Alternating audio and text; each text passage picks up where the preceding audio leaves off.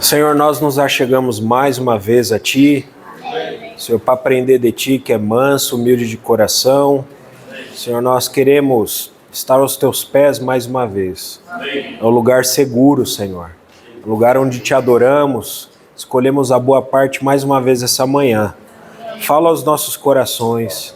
Mostra-nos o que é a santificação, Senhor. O melhor do que isso, santifica-nos, Senhor. Em nome de Jesus. Amém.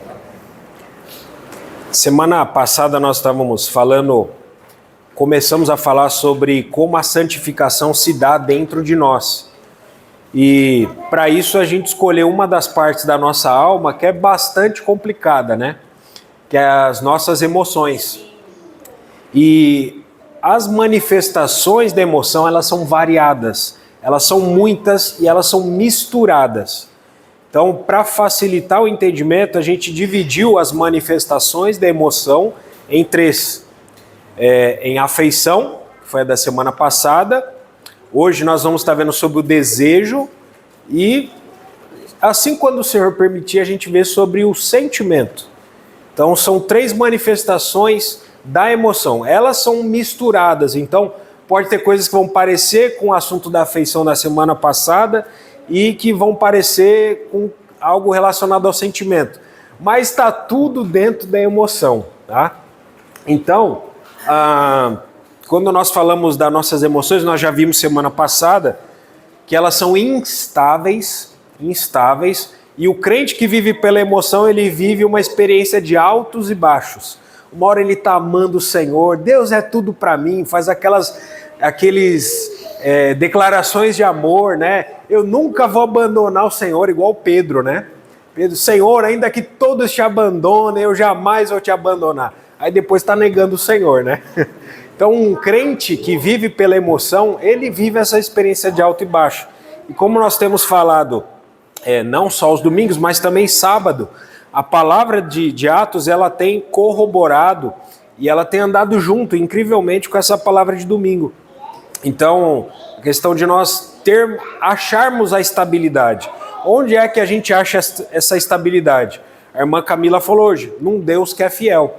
Então, as palavras que esse Deus que é fiel escreveu, elas são fiéis também e dignas de inteira aceitação. Nenhuma promessa que o Senhor falou, falhou ou deixou de cumprir. Na verdade, ou teve alguma coisa que deixou de ser cumprida. Tudo aquilo que era para ser cumprido foi cumprido. E tudo aquilo que há de ser cumprido vai ser cumprido no seu devido tempo, no tempo de Deus. Então, o pecado, quando nós falamos das nossas emoções, o pecado ele afetou também as nossas manifestações de desejo em nossa emoção. Os nossos desejos, uma vez envenenados, ontem a gente viu, né, a serpente que picou Paulo, em Atos 28, uma víbora picou a mão de Paulo e todo mundo achou que ele ia morrer, né? Assim, a grande víbora que é Satanás envenenou a todos nós. Ela picou, né? Nos picou com o pecado e nós todos estamos envenenados em todo o nosso ser, todo o nosso ser. Então o nosso desejo ele foi envenenado e por conta desse envenenamento, o nosso desejo não mais deseja aquilo que é a vontade de Deus.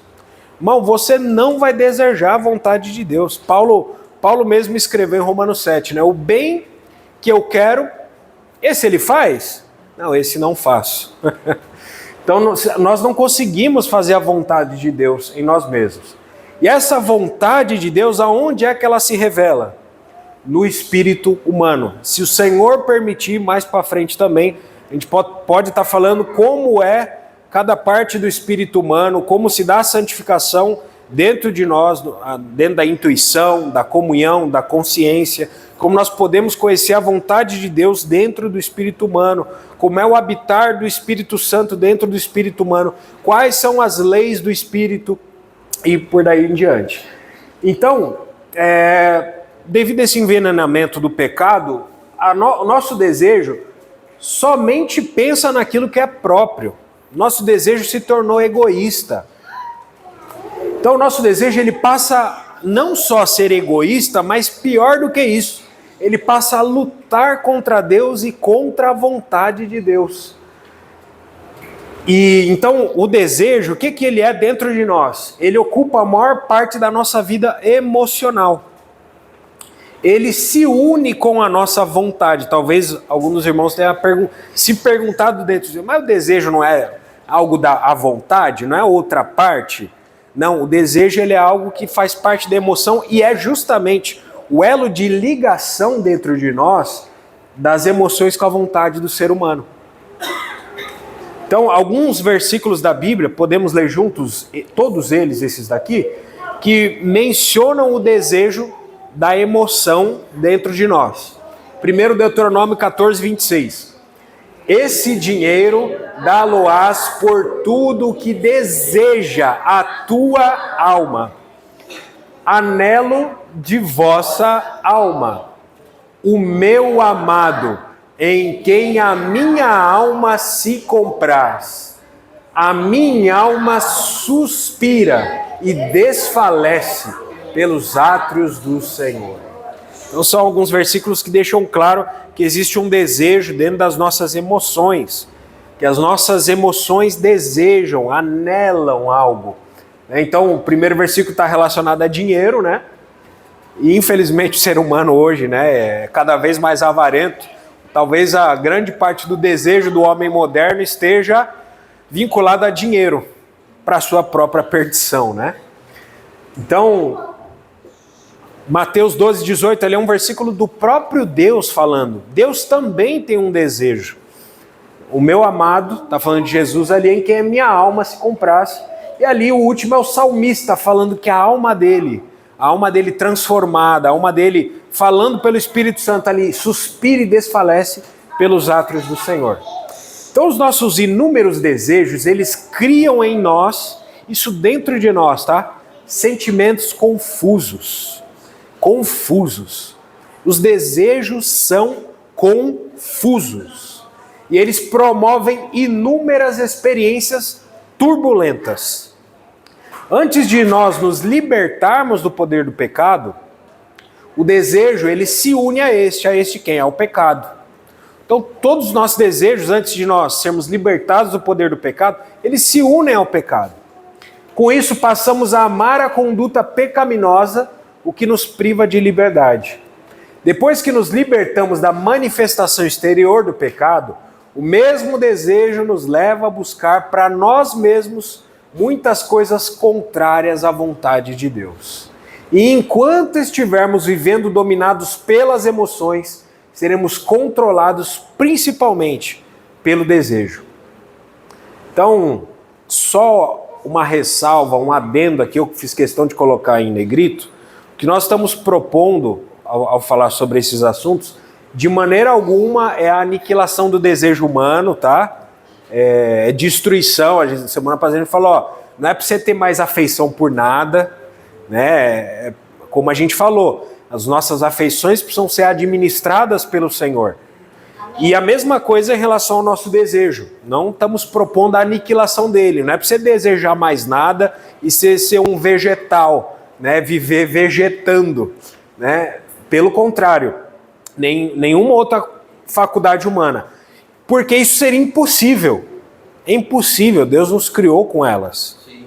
Então você, mesmo sem querer desejar, você vai desejar algo. Isso também seria ascetismo, se a gente tentasse propor para você, ó, nega o teu desejo, nega o teu desejo, nega o teu desejo. Ó, cuidado, pare de desejar. Isso aí seria um ascetismo. Então a gente não está falando para ninguém aqui uma doutrina budista ou estoicista. Para quem sabe o que é você ignorar tudo, você ignora lá o sofrimento, tô aguentando, tô aguentando sapo, as pessoas falando mal de mim, né? Não é isso que a gente está propondo, nada disso, tá? Existe uma diferença. Então o que nós propomos aqui é que o nosso desejo seja administrado por Deus, submisso ao espírito humano, porque é dentro do espírito humano que o Espírito Santo atua e onde ele está. Então, o orgulho, por exemplo, quando nós falamos do orgulho, ele brota do desejo. O homem aspira a obter um lugar para si, Todo homem aspira um lugar para si, para sentir-se honrado diante dos seus semelhantes. Tudo aquilo de que secretamente eu e você nos gloriamos, com base em nossa posição, família. Tem gente que fala, minha família é sensacional. Meus filhos, então, nossa, meus filhos é melhor do que o dos outros. Né? Às vezes a pessoa, ela nutre isso. Saúde também. Eu tenho mais saúde do que o irmão, do que determinado. Eu me cuido melhor da minha saúde, eu faço exercício, eu como bem regularmente. Então, temperamento, habilidades, poder e boa aparência, tudo isso brota do desejo natural do homem. Além disso, sem pensarmos muito em como vivemos, vestimos e nos alimentamos de forma diferente da dos outros, e nutrimos autossatisfação por causa disso, por causa dessa diferença, isso também é obra da emoção. É um egoísmo puro, né? Então, um crente que vive pela emoção, esse gosta de se exibir. É um crente exibicionista, gosta de ser visto, faz com que os outros o notem. Vai achar um jeitinho. Olha, me notem, eu sou especial, né? Fica assim, querendo se mostrar para os outros. E quando não recebe, aí que está o problema, né? Não, na verdade, só de querer que os outros o notem já é o problema. Mas pior ainda, quando não recebe a consideração que julga merecer, fica profundamente ferida em seu amor próprio. Essa semana teve um caso, eu escutei, num determinado grupo de irmãos, que uma determinada pessoa ficou extremamente se sentindo mal e disse até que ia parar de congregar em determinado grupo de irmãos, porque ela não recebeu presentes. Não recebeu presentes e não recebeu a devida honraria com que ela achava que merecia. Então, obra da emoção. Todos nós estamos sujeitos a isso. Então, se porém as pessoas o admiram, seu coração se regozija. O seu impulso para avançar e se dedicar no serviço cristão é cheio de motivações egoístas. Essa inclinação natural torna o crente ambicioso. Ambicioso de fama. É aquela coisa, nós não estamos mais no mundo. Então, aquele sonho de você ser um cantor famoso, de você ser um jogador de futebol, uma vez que você se tornou cristão, irmão, isso acabou. Só que aí, o nosso sentimento, a nossa emoção, ela, vamos dizer assim, ela é malandra. Ela transfere aquele desejo de fama do mundo para dentro da vida cristã. E aí você deseja se tornar um pregador famoso, você deseja ter a notoriedade dos irmãos, os aplausos dos irmãos, tapinha nas costas, elogio dos irmãos. Porque você só transferiu uma coisa de um lugar para o outro, do mundo para dentro da igreja. Mas ainda assim é emoção e obra da alma. Então essa inclinação natural torna o crente ambicioso de fama, de se posicionar acima dos demais. Ontem nós demos um exemplo, Paulo, na ilha de Malta, antes dele fazer curas ali na ilha de Malta, o que ele fez? Ele pegou gravetos, uma tarefa aparentemente comum. Né? Paulo, ele era alguém que, um grande homem, qualquer grande homem e mulher de Deus, ele não vai querer fazer apenas grandes serviços. Serviços que estão à vista dos homens para receber aplauso dos homens. Mesmo quando tiver públicos pequenos e tarefas pequenas, ele jamais vai se recusar a fazer. Muito pelo contrário. Eu vou citar mais uma vez aqui um exemplo que a gente falou ontem. Teve uma determinada igreja de irmãos próximos também a nós, que teve alguns convidados que vieram e passou toda a reunião ali e eles perguntaram para as pessoas que o convidaram: cadê o presbítero daqui? Eu não vi, eu não consegui distinguir um presbítero aqui. E aí os irmãos que os convidaram falaram: olha, é aquele ali que está passando pano no chão. Isso impactou os visitantes, porque eles viram que o presbítero ele não é só dar ordem ou ministrar a palavra, ele também passa pano no chão. Eu lembro até um exemplo dos irmãos da Colômbia, né? Os presbíteros eram os primeiros a lavar o banheiro do local, dos irmãos, né? Então, um grande homem e mulher de Deus sempre também vai fazer tarefas consideradas aos olhos da carne pequenas. Atos capítulo 6, nós vemos os diáconos. Qual era o serviço dos diáconos, irmãos? Servir as mesas. Eles iam dar alimentos para as viúvas e os necessitados ali.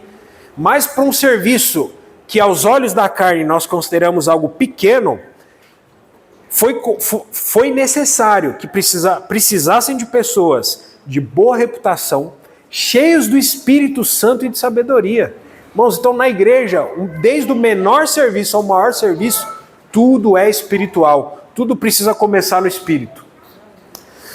Então, irmãos, que isso morra em nós. Qualquer desejo de atrair admiração, desejo de ter sucesso, até desejo de ter frutos espirituais, irmãos. Isso pode partir da emoção, para você mostrar para os outros, olha, veja os meus frutos. De ter poder espiritual, eu curo, eu expulso demônios. E até a oportunidade de trabalhar na obra de Deus. Isso também pode partir da emoção. Se não, em Mateus 7, o Senhor Jesus não falaria para aqueles que chegaram para ele, Senhor, Senhor, nós temos feito obras em teu nome, nós temos expulsado demônios em teu nome, curado em teu nome. O Senhor fala, apartai-vos de mim os que praticais a iniquidade. Porque essa obra não partiu do espírito, mas da emoção. Então tudo isso como um pretexto para a autoglorificação. Se glorificar a si mesmo. Até mesmo o desejo, irmãos, isso é tão sutil e perigoso, que até o desejo de profundidade espiritual, busca de crescimentos e grandes sofrimentos, com o objetivo de satisfação própria e admiração dos outros. Tem gente que gosta, né, de se gloriar nas misérias. Eu estou sofrendo mais. A pessoa chega para contar um sofrimento, ela chega, o meu sofrimento é muito pior que o seu. Né? A pessoa que se gloria porque está passando algo pior do que o outro está passando, né? Então, por mais que os nossos olhos e aos olhos dos outros, nossa conduta seja muito boa e correta, se for motivada por desejo, ambição egoísta, Deus considera ainda como madeira, feno e palha. São materiais que não passam pelo fogo. Madeira, feno e palha. São tudo obras do homem, sem valor espiritual.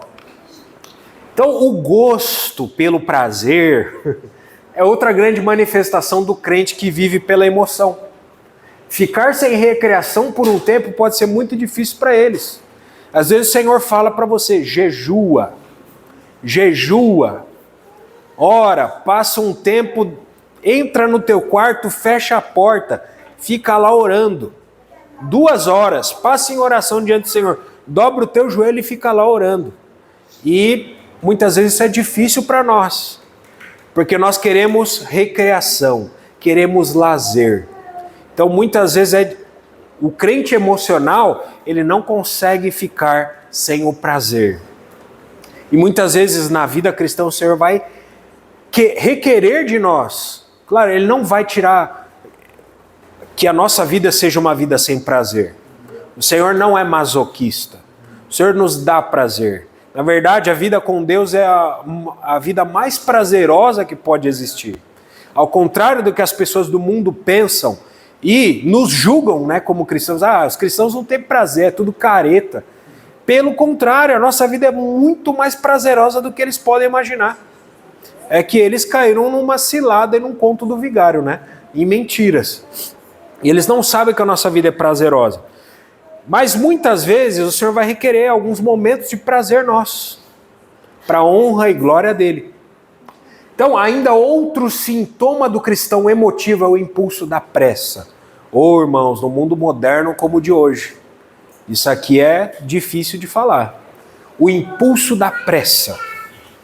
Quem se move por seu sentimento natural não sabe esperar em Deus. Nem conhece bem a direção do Espírito Santo.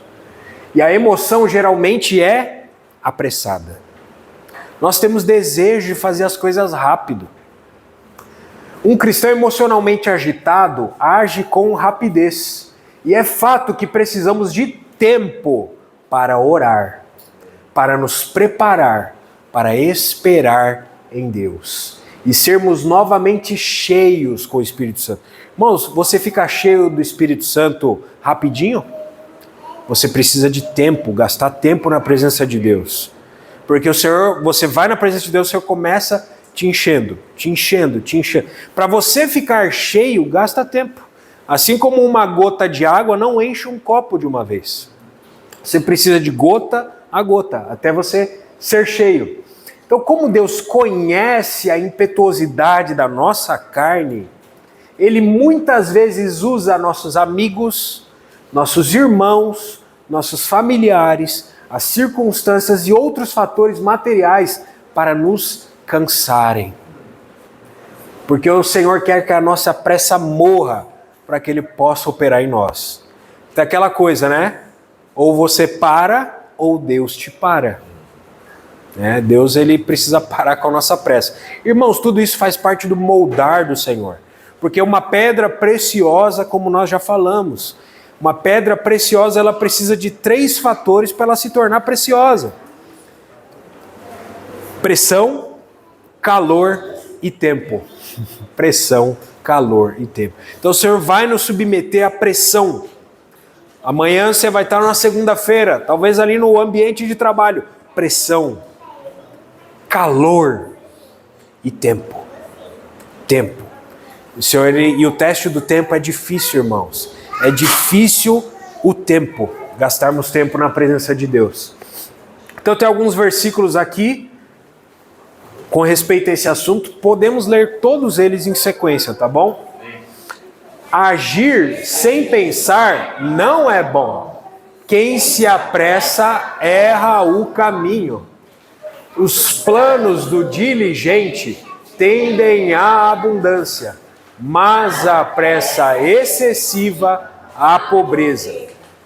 Respondeu-lhe o Senhor: Marta, Marta, andas inquieta e te preocupas com muitas coisas. Quando, pois, soube que Lázaro estava doente, ainda se demorou 2 dias no lugar onde estava. Chegando Jesus, encontrou Lázaro já sepultado, havia 4 dias. Então aqui alguns versículos de Provérbios, são bem práticos, deixam claro porque que a pressa pode ser problemática.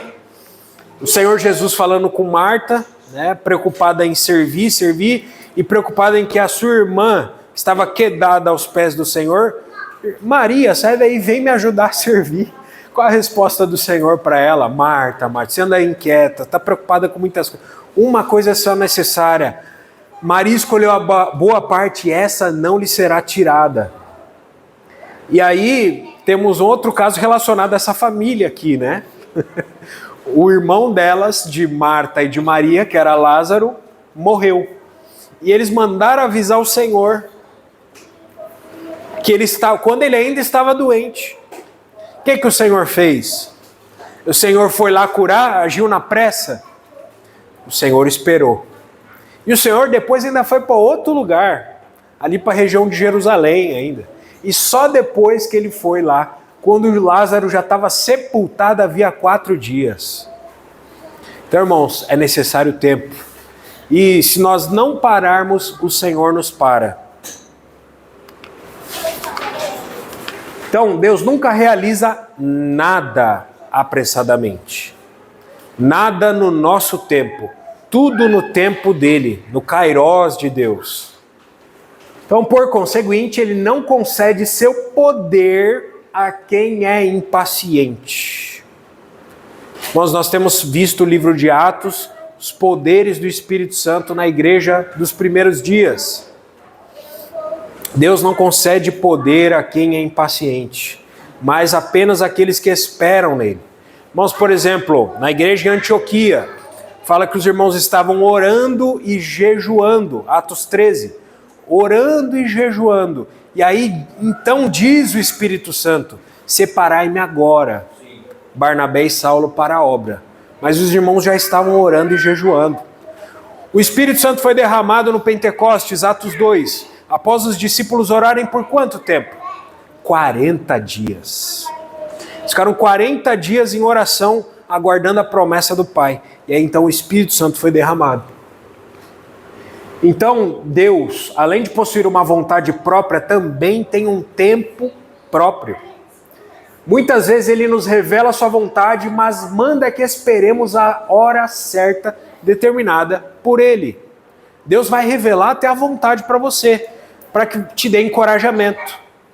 Só que uma vez que muitas vezes nós sabemos a vontade de Deus, nós queremos apressar a Deus, né? Então a carne, ela não tolera essa espera. A carne quer tudo para agora. À medida que vamos crescendo espiritualmente, vamos aprendendo que o tempo determinado pelo Senhor é tão importante quanto a vontade dele. Se tivermos pressa na obra de Deus, o que acontece? A gente pode gerar um Ismael. Quem é que não lembra da experiência de Abraão? O Senhor falou que ia gerar de quem? O filho da promessa? De Sara. E aí Abraão e Sara, ó Deus, vamos te dar uma ajudinha, você prometeu que vai fazer de nós numerosas nações. Senhor, acho que você está demorando demais, vamos dar um jeitinho aqui? Aí traz a escrava egípcia, Agar, e o resultado é Ismael. Ismael, isso está em Gênesis 16, tá? Ismael se torna o maior inimigo de Isaac. Então quem não consegue esperar a hora de Deus, também não consegue obedecer a sua vontade. Irmãos, aqui não tem como não citar Atos, né? A gente está vivendo isso aqui na Assembleia. Atos 19 e 21, Paulo recebeu Paulo, ele decidiu, não na sua carne, não na sua emoção, não na sua alma. É interessante isso, irmãos. E se Deus quiser, a gente vai ver mais para frente isso. Versículo, podemos ler esse versículo? O primeiro só.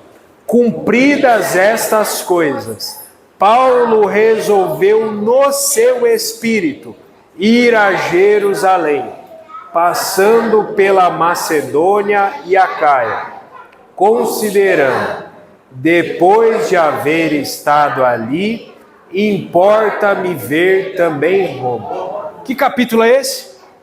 19. Vamos para o próximo, Atos 23, 11. Na noite seguinte, o Senhor, pondo-se ao lado dele, disse: coragem, pois do modo porque me deste testemunho a meu respeito em Jerusalém, assim importa que também o faças em Roma. Próximo também, Atos 27, dizendo: Paulo, não temas, é preciso que compareças perante César, e eis que Deus, por sua graça, te deu todos quantos navegam contigo. Então, irmãos, estava dentro, depois a gente lê o último, estava dentro do propósito de Deus que Paulo fosse a Roma? Estava. Deus revelou a sua vontade, não foi? Mas Paulo foi de imediato para Roma? Não foi de imediato. Por mais que a vontade de Deus estava revelada, ainda não era o tempo de Deus. E nós temos visto no livro de Atos quantas coisas aconteceram com Paulo, desde que ele recebeu a vontade de Deus até que ela se cumpra. Nós nem chegamos ainda lá. Nós ainda estamos na Ilha de Malta. Saímos da Ilha de Malta, depois nós vamos continuar semana que vem, né? Se assim o Senhor permitir. Último versículo, Atos 28 e 16. Uma vez em Roma, foi permitido a Paulo morar por sua conta, tendo em sua companhia o soldado que o guardava. Então, irmãos, do capítulo 19 até o 28, muita água rolou. O tempo de Deus. Então, é isso, irmãos. Opa. Aí. Agora sim. Entregando o nosso desejo ao Senhor.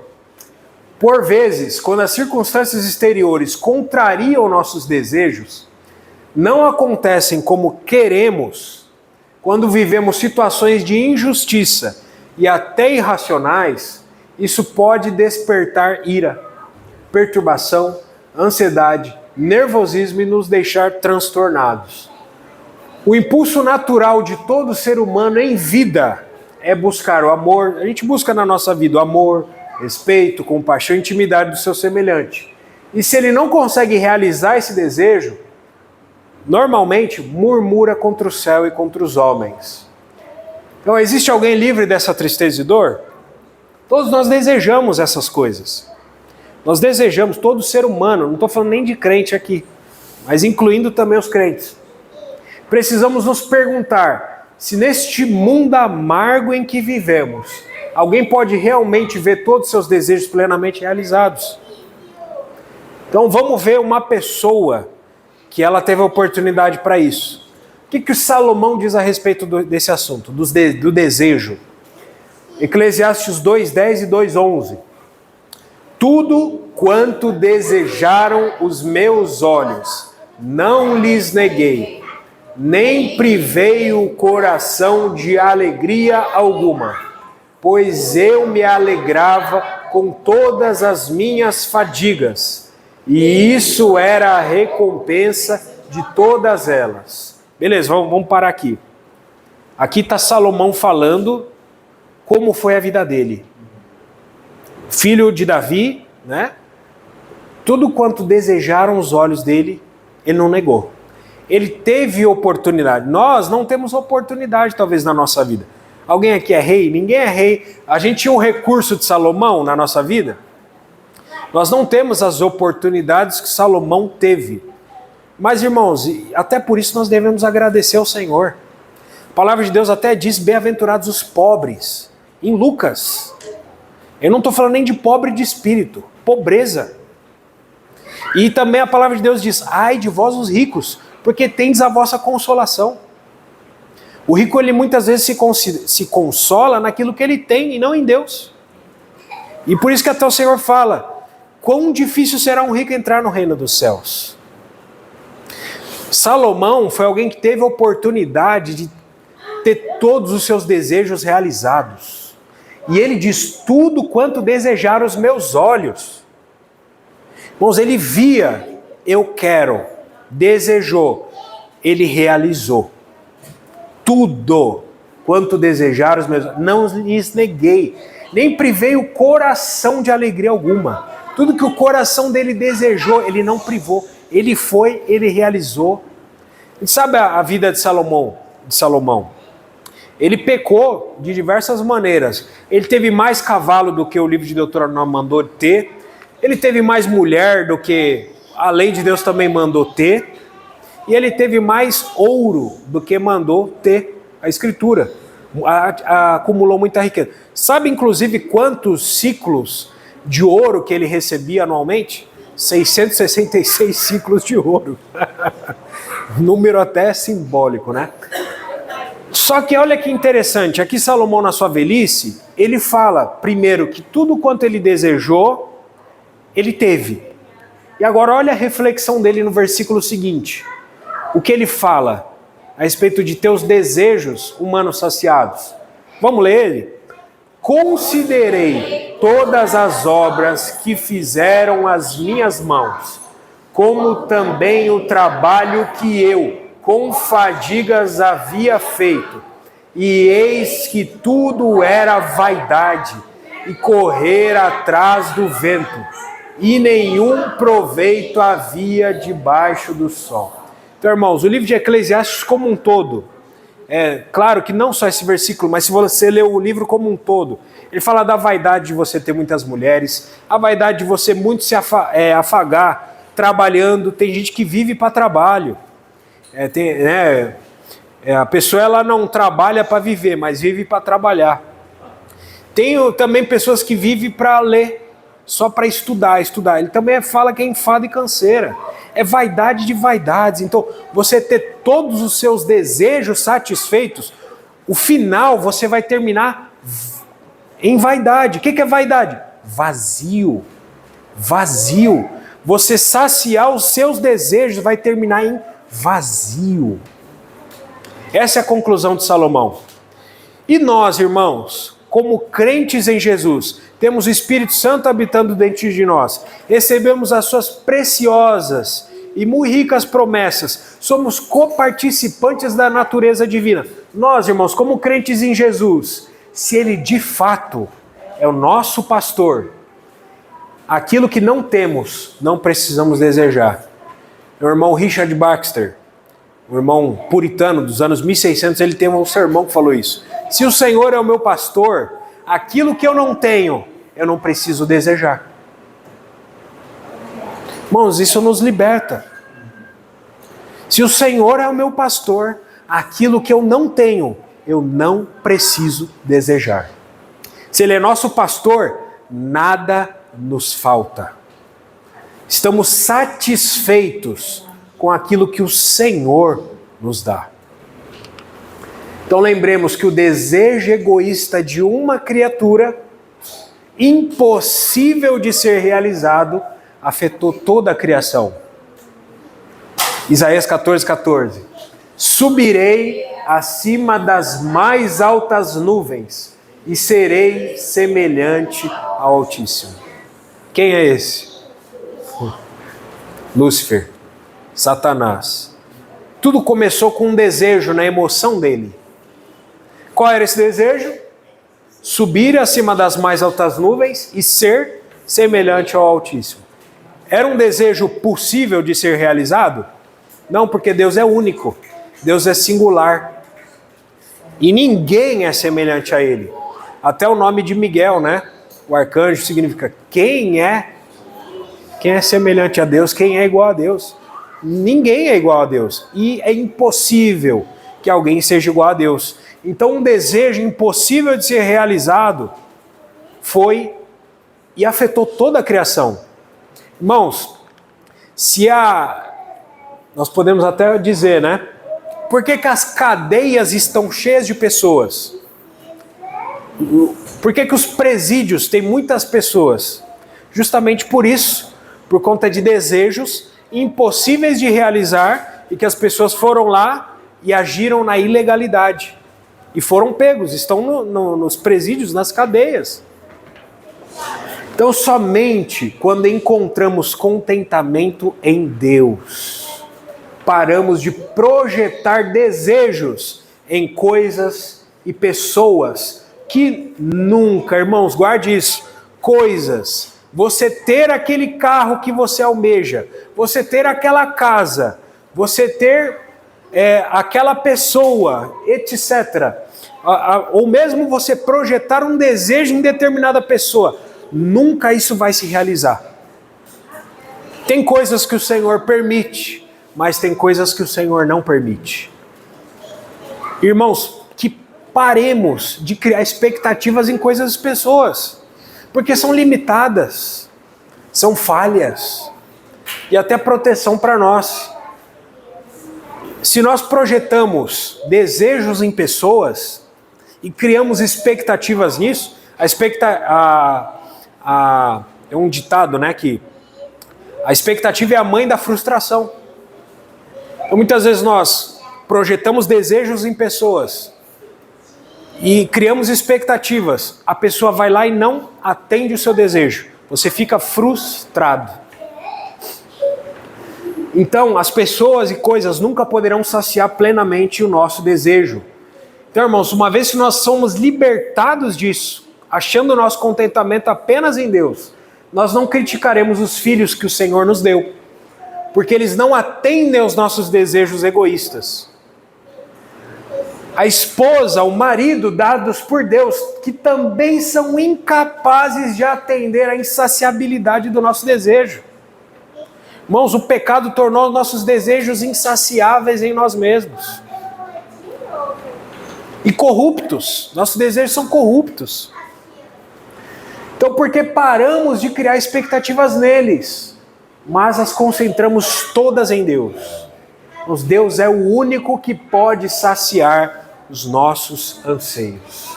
A vontade de Deus sempre é melhor que a nossa. A dele nos satisfaz. A nossa nos deixa vazios, ainda que você consiga realizar, como foi o caso de Salomão. Deus é aquele que renova e ressignifica os nossos desejos. Não propomos aqui, mais uma vez, a repressão dos nossos desejos, mas a substituição deles. E então aquilo que é motivo de prazer para Cristo, logo já não sou eu quem vive, mas Cristo vive em mim. E esse viver que agora tenho na carne, vivo pela fé. Então os desejos, irmão, já parou para pensar que os desejos de Cristo se tornam o motivo do seu prazer? Você passa a se agradar com aquilo que Cristo se agrada dentro de você. E você passa a ter uma satisfação que te preenche, porque é uma satisfação eterna. Deus está operando uma obra maravilhosa em nossas vidas, fazendo-nos almejar nada além do Senhor, nada além de Deus. Isso sim significa vida em plenitude. Os salmistas, eles escreveram sobre isso. Salmo 119, 127. Vamos ler? Amo os teus mandamentos mais do que o ouro, mais do que o ouro refinado. A minha alma anseia pelo Senhor, mais do que os guardas, pelo romper da manhã. Como suspira a corça pelas correntes das águas, assim por ti, ó Deus, suspira a minha alma. A minha alma tem sede de Deus. A ti levanto as mãos. A minha alma anseia por ti, como terra sedenta. Aleluia. Louvado seja o Senhor. Vamos orar mais uma vez. Senhor, obrigado por colocar um desejo dentro de nós. Ainda que esse desejo, Senhor, foi contaminado, envenenado pelo pecado, eles encontram significado novamente em Cristo Jesus, nosso Senhor. Senhor, nós queremos sentir prazer, desejo, anseio naquilo que o Senhor deseja e anseia, Senhor. Ressignifica, Senhor, as nossas paixões. Ressignifica os nossos desejos, Senhor. Queremos desejar aquilo que o Senhor deseja. Opera essa obra profunda em nós. Senhor, até as coisas que desejamos, Senhor, naturalmente, ressignifica elas, Senhor. Não queremos viver vidas vazias. Não queremos viver vidas frustradas. Vidas cheias de vaidade. Queremos viver vida em plenitude, Senhor. E essa plenitude só há em Cristo Jesus. Senhor, faze com que encontremos contentamento somente no Senhor, porque só podemos ser cheios plenamente no Senhor. Ó Senhor, nós entregamos o nosso desejo em Tuas mãos. Tu que nos criaste, Tu que criaste o desejo dentro de nós, opera essa obra em nós, para a Tua honra e para a Tua glória, Senhor. Em nome de Jesus. Amém. Amém.